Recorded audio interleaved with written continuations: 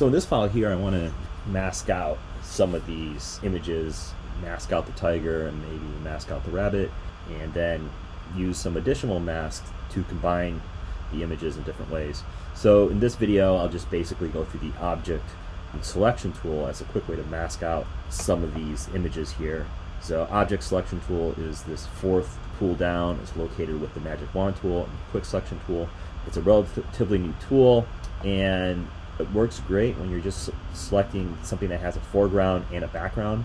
It has this highlighting feature, so when I highlight, select over something, that image gets highlighted, so it's already identifying what it's going to select. There's also this select subject, so you can click on that, and if that highlight works good, you can see it automatically selected that rabbit, and then I can just go ahead and hit my mask icon and apply a mask to that. Now, you're not going to get a perfect mask many of the times, so what you can do is double click on a mask and then go into this window that pops up, which is going to let you adjust the mask a little bit.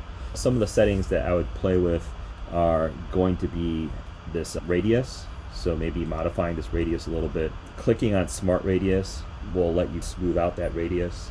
You can kind of see the difference there where clicking on it helps a little bit. You have two options, color aware and object aware. So color aware is looking at the difference between the foreground and background color, where object aware is keeping the object selections in mind still.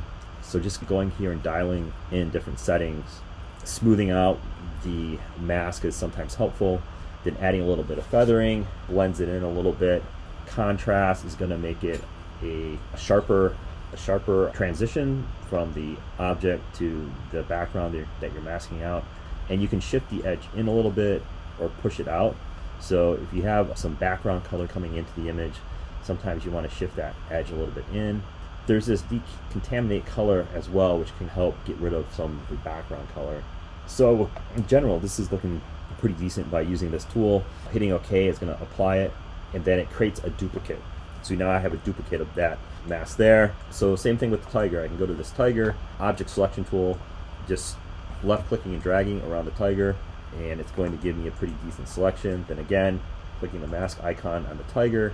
Now it looked like it didn't really do too good of a job with the ear, so I might go into my brush tool, hit V, and then paint in with the mask selected, ensuring that mask is selected. The thumbnail and the layers has these white corners, so I know it's selected. And then if my foreground color is black and my background color is white, I just want to make sure my foreground color is white, and then I can go into this and paint back some of that ear, and then maybe going and adjusting the other ear a little bit as well.